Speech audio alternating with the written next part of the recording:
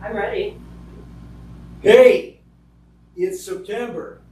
We're back in session. Yeah, I promised you we'd come back with the Life After High School graduation series. You thought I was kidding. You thought we covered them all. But you guys are the ones that gave me the next lineup for almost a whole year. So you're the ones that are on top of it. We appreciate it. Well, one of the things last year, time management and budgeting your time seemed to be a thing. You know, I got tests coming up, but I'm supposed to be cheerleading or playing sports or that kind of stuff. Okay? And budgeting your time. And a great friend of mine, Jackie, said, all right, I'll give you some hints on that. And so here we are, our first show in September. You know, Jackie, that's it. Maybe a little bit about where your background comes from, because you are Northeast Michigan homer anyway, right? I sure am, and I have a schedule that requires that I manage my time.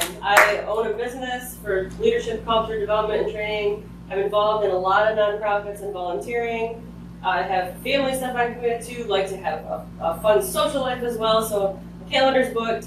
And this time management topic is something that my clients ask for again and again and again. Then we are in the same zone on that one. And so, Jackie, one of the first things, and I kind of tossed this out as a beginning point, you know, do you keep a record of how to budget your time? Do you keep your own personal agenda? Is there a journal, or is that too formal, do you think? And that is not too formal, and everybody has one of these, and every one of these has a calendar on it, and I recommend that people use it. And one of the biggest mistakes that I see people make when it comes to keeping their calendars is they only put things on their calendar that requires them to meet with someone else. So it's a commitment they made to the doctor, or to an athletic event that they have to be at, or it's a class they're going to sit in.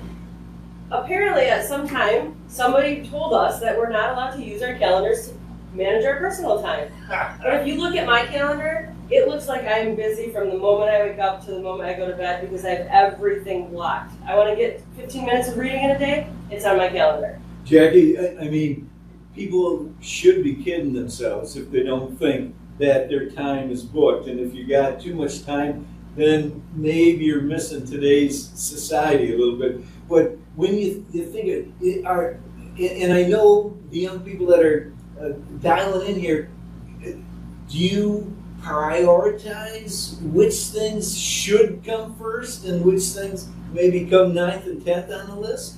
You should. You should. Yes, you absolutely should. So there's a video where it shows a professor with an empty canister, and he or she puts rocks in it and says, is the canister full? And everyone says, yeah, it's full. And then she says, no, it's not full. And then put some sand in it. Well, sand fills in between the cracks and says, now is it full? And she says, they say, yeah, it's full. She says, nope, and add some water. And water can still fit in it.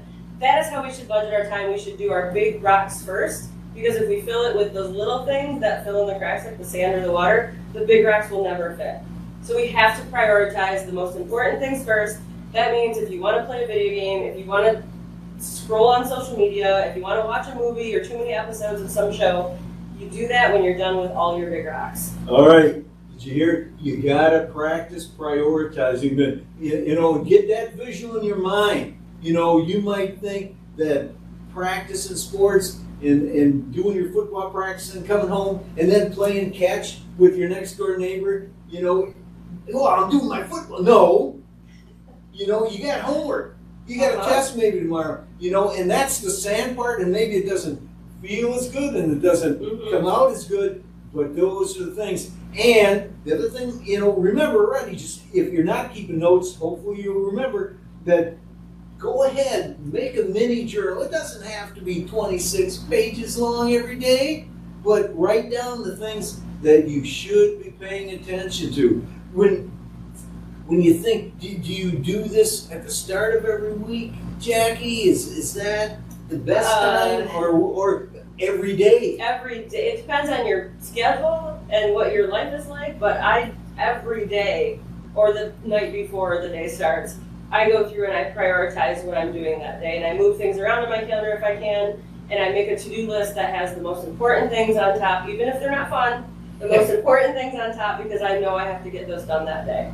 when you think about, putting your stuff together, and it doesn't matter how old you are, how young you are, if you're in college, high school, day to day, you're going to have to figure out how to make room for every piece of your, and what you've kind of said too, Jackie, you got to come and budget for some funner stuff. Absolutely. To keep your brain going.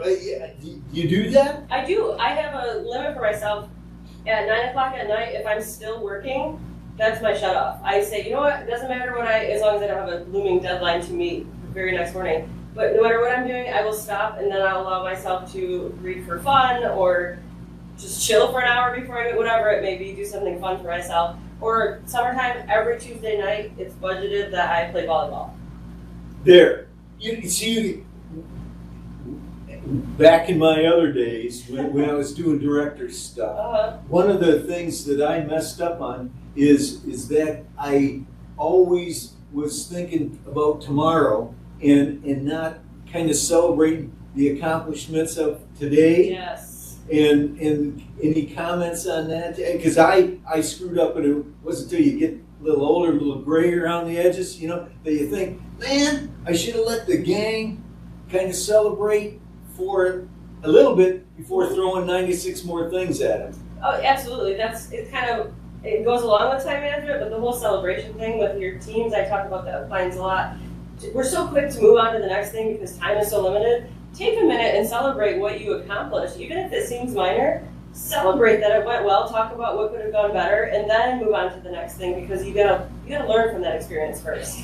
Yeah. Well, see, I stopped learning because that I would tell the board, that's old news, man. We got to talk about innovation and new cool stuff that we might do, and don't make that mistake. I mean, you can be motivated to do some good stuff and be innovative and try to be creative and do more in the day. But as part of budgeting your time, if you got an A on a test, man, lean back and take a look and say, man, I really hit it on this answer. And that answer. And almost say why to yourself. Yeah, celebrate and figure out how you did that because that's going to make next time easier. You're going to say, oh, if I do that same pattern again, I'll probably get an A on the next test. Guess what? The 10 minutes is already gone. And I promise you we keep these, the 10 minutes-ish, and make sure that you have a good time listening to them.